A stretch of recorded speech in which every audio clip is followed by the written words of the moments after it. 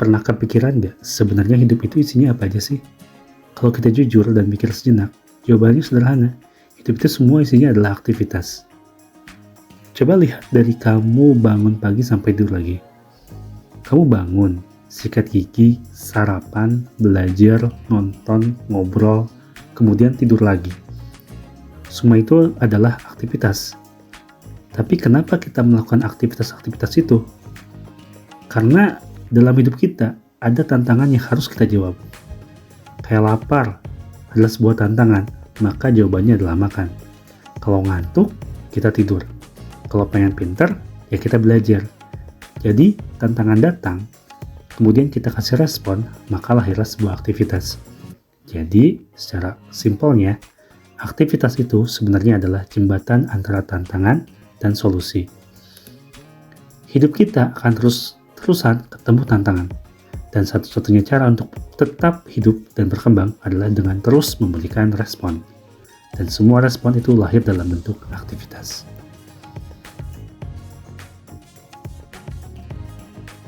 Kalau hidup itu isinya merespon tantangan, dan respon itu berupa aktivitas, maka pertanyaan selanjutnya adalah gimana caranya kita punya respon yang tepat? Jawabannya adalah dengan cara belajar. Belajar itu bukan cuma soal ke sekolah atau dapat nilai. Belajar adalah proses kita memahami cara-cara terbaik dalam merespon tantangan. Contohnya, kalau kamu pengen bisa ngobrol pakai bahasa Inggris, kamu harus tahu kata-katanya, cara menyusunnya, cara ngucapinnya. Kalau kamu pengen jadi programmer misalnya, kamu harus belajar bahasa pemrograman dan logika-logika di baliknya. Tanpa belajar, respon kita akan acak-acakan. Kita akan jadi mudah salah sangka, salah paham, dan kadang nggak bisa ngapa-ngapain sama sekali. Makanya, belajar itu sangat penting, karena hidup akan terus menantang kita. Dan kita nggak akan bisa kasih respon yang efektif tanpa pengetahuan dan keterampilan yang tepat.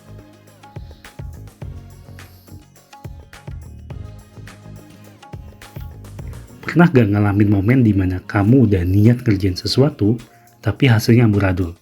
Padahal kamu udah usaha. Mungkin bukan niat kamu yang kurang, tapi alur kamu yang kurang tepat. Respon yang baik itu harus punya alur yang logis dan sistematis.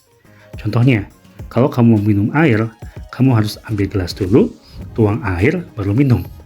Gak mungkin kamu minum, terus tuang air, terus kamu ngambil gelas. Karena kebalik dikit aja, itu nggak bakalan bener. Begitu juga dalam hidup. Kalau kamu mau kerja tapi nggak punya skill, kamu bakal kesulitan. Kalau kamu mau lulus ujian tapi nggak ngerti materi, ya nggak akan bisa jawab soal. Belajar membuat kamu ngerti alur-alur ini. Mana yang harus dipelajari dulu, mana yang menyusul, mana dasar, mana lanjutan. Belajar bukan cuma tentang tahu sesuatu, tapi juga tentang menata cara kerja otak kita dalam memberikan respon. Supaya hidup gak cuma sibuk, tapi juga efektif.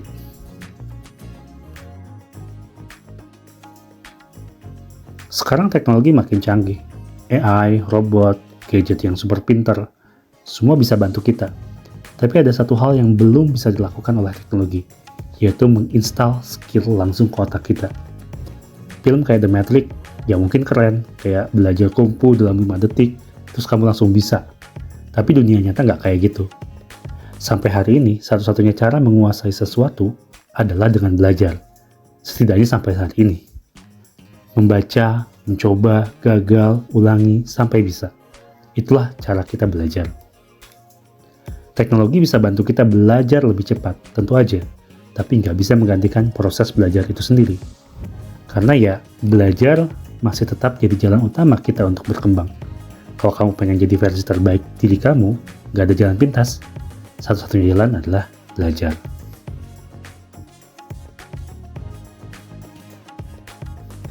Sekarang banyak yang bilang, belajar tuh harus fun. Kalau nggak seru ya berarti salah cara. Tapi apa beneran kayak gitu? Kenyataannya nggak semua proses belajar itu menyenangkan. Kadang bikin pusing, kadang bikin frustasi, kadang bikin pengen nyerah. Dan itu ya wajar, karena otak kita lagi kerja keras. Dia lagi dibentuk ulang, dikasih informasi baru, kemudian dilatih lagi cara pikir yang baru. Terus-menerus demikian selama proses belajar itu dilakukan. Ya ini kayak fitness buat otak. Nggak semua orang suka push up, tapi mereka suka badannya fit. Jadi sama kayak belajar, kamu nggak usah suka sama prosesnya.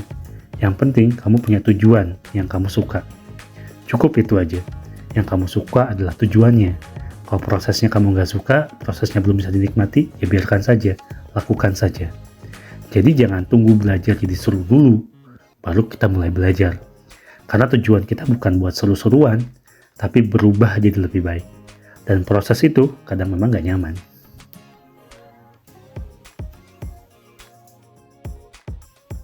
Kalau belajar itu gak selalu menyenangkan, gimana caranya supaya tetap jalan terus? Jawabannya adalah dengan disiplin. Jadi disiplin itu bukan berarti kamu robot. Disiplin artinya kamu tetap jalan, meskipun kadang males, capek, atau bosan. Disiplin itu seperti menyetir di jalan panjang. Kadang view-nya indah, kadang kabut, tapi kamu tahu di ujung sana ada tujuan yang kamu suka. Dan anehnya, makin kamu disiplin, makin kamu bisa menikmati prosesnya. Jadi disiplin itu bikin kamu ngerti ritme belajar kamu kayak gimana. Disiplin bikin kamu sadar, oh ternyata aku bisa juga ya ngerjain ini. Dan rasa puas itu gak bisa dibeli. Rasa itu sangat menyenangkan. Dan kamu ngerasa bebas, ngerasa bisa menyetir dan mendrive diri kamu sendiri ketika kamu disiplin. Disiplin ngebikin kontrol diri sepenuhnya adalah oleh kamu, bukan oleh yang lain. Dan itu adalah kebebasan yang sangat mutlak, dan itu adalah kebebasan yang sebenarnya. Disiplin adalah jalan untuk menikmati belajar. Dan kalau kamu bisa menikmati belajar, kamu bisa menikmati hidup.